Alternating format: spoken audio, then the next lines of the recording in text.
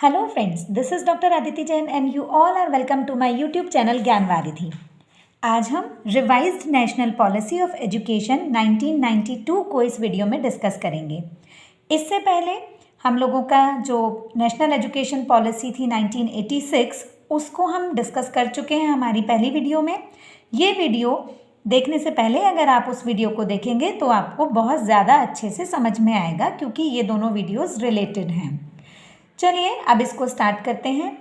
तो ये बात है जुलाई 1991 की। अब इससे पहले 86 और 91 के बीच में क्या हुआ उसको हम पहले थोड़ा सा डिस्कस कर लेते हैं। सन 1986 में जो हमारी पॉलिसी आई, जो नीति आई, उस नीति को जब अमल में लाना था उसी समय हमारी जो केंद्र सरकार थी वो परिवर्तित हुई।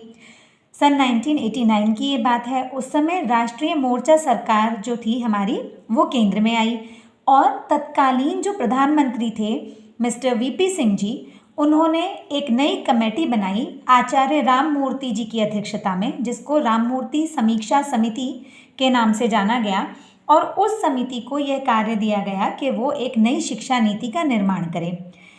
अब जैसे ही वो समिति निर्माण कार्य में लगी और उसने अपनी संस्तुतियाँ जो थी, जो सुझाव थे वो गवर्नमेंट को दिए, सन 1990 में 26 दिसंबर को उन्होंने अपनी संस्तुतियाँ सरकार के सामने प्रस्तुत की।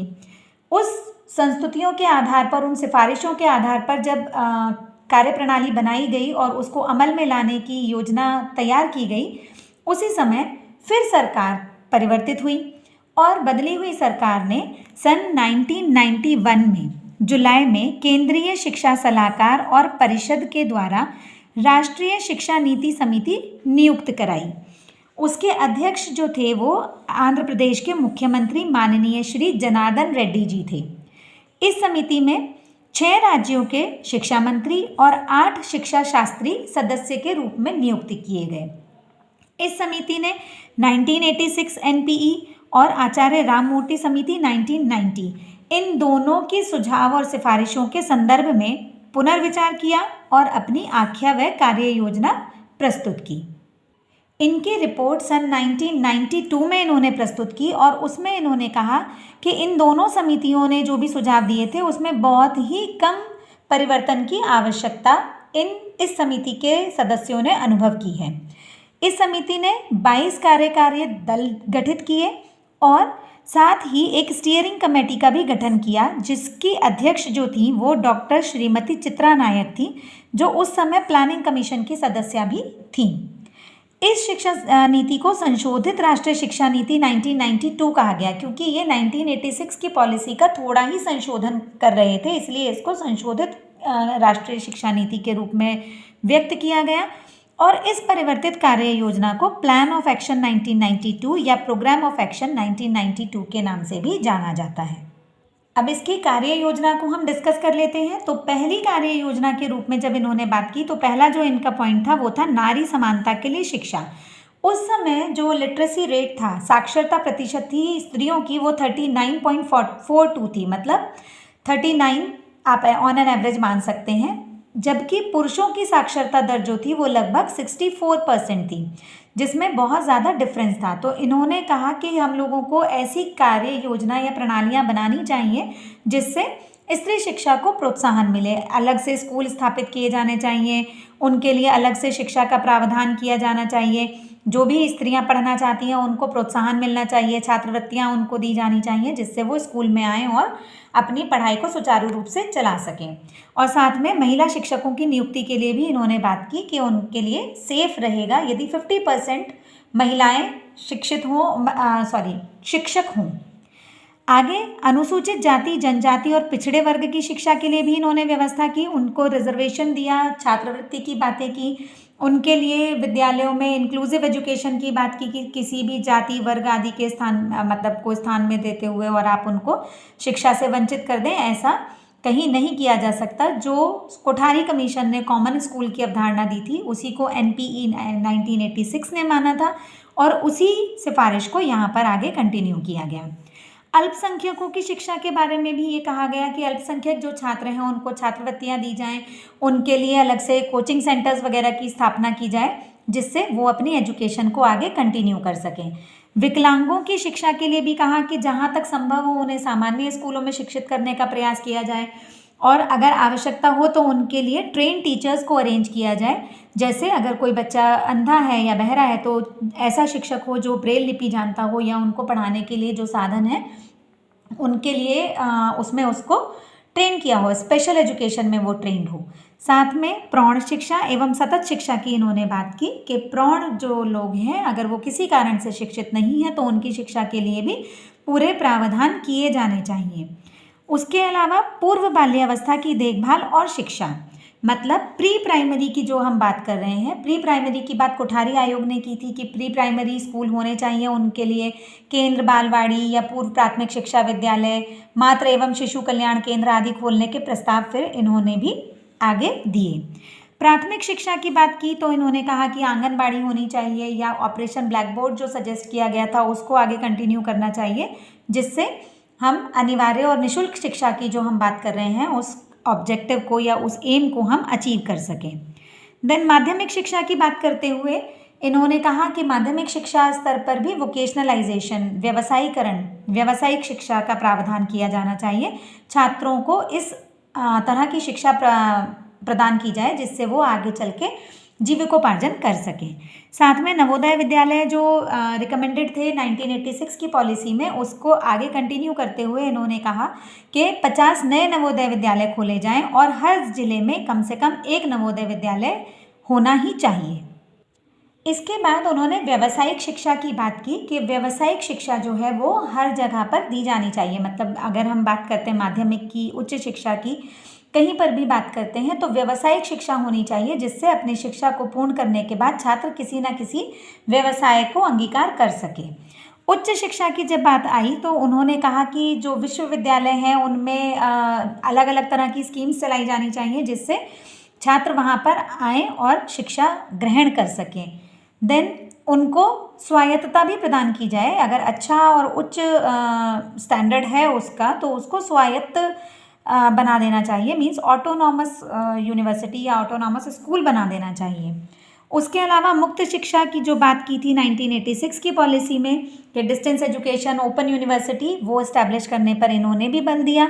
साथ में उपाधि तथा रोजगार को डिटैच करने की बात जो 1986 की पॉलिसी में कही गई थी कि अगर छात्र 10+2 के बाद किसी कार्य को करने के लिए एलिजिबल है तो उसको डिग्री अलॉट होने का वेट नहीं करना चाहिए, इसको एग्जेम्प्ट कर दें और 10+2 के बाद ही बच्चा उस जॉब के लिए एलिजिबल माना जाए।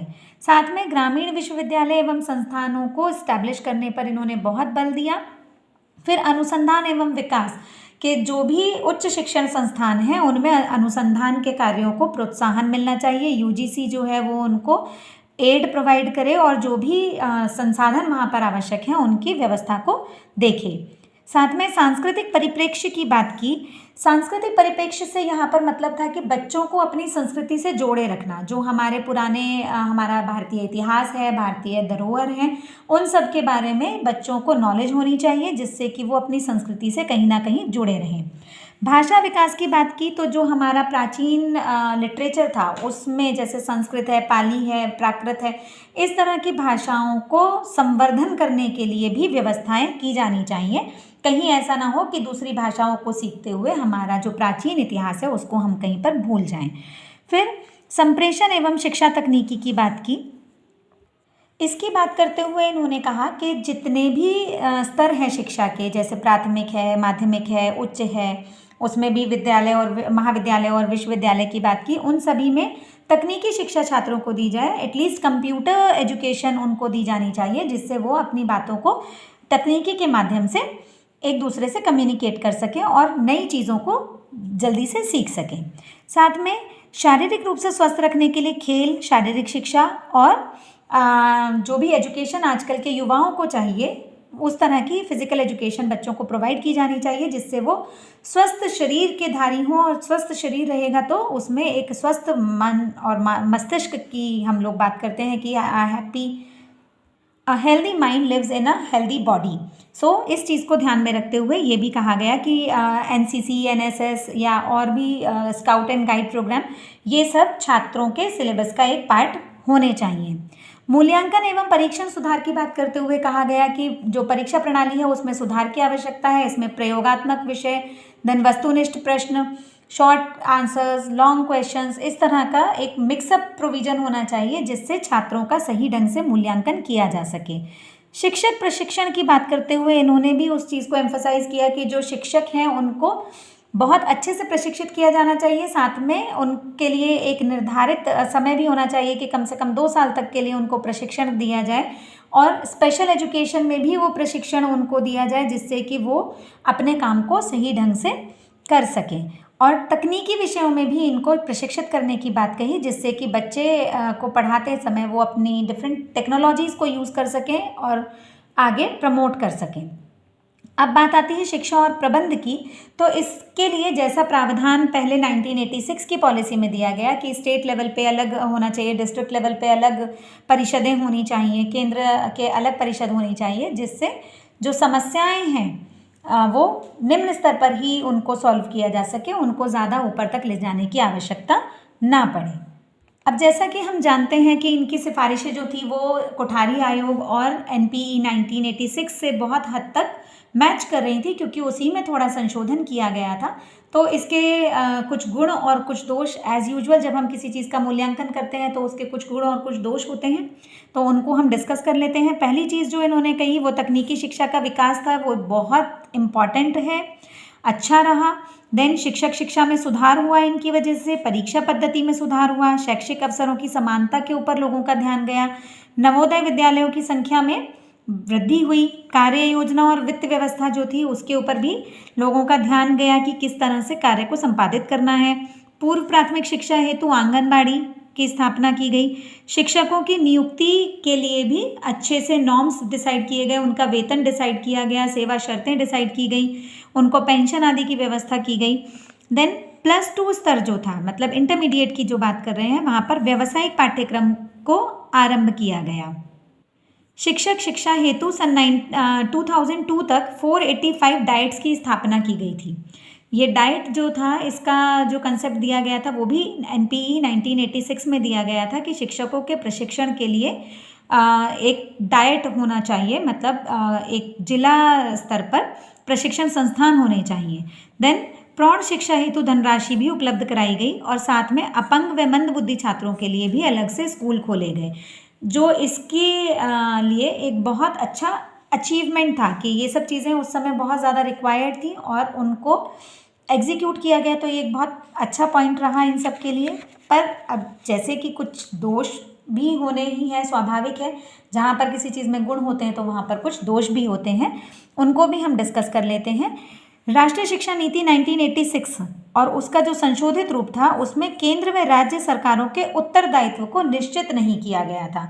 ये तो कहा गया कि एजुकेशन जो है वो दोनों का उत्तरदायित्व है, लेकिन किसके कार्यभार में कहाँ तक का निर्धारित होगा क्षेत्र वो डिसाइड नहीं किया गया था।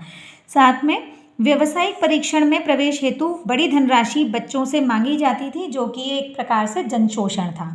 और +2 स्तर पे जो व्यावसायिक पाठ्यक्रम लागू किया गया या करने की बात की गई, उसके लिए प्रशिक्षित शिक्षकों का बहुत अभाव था।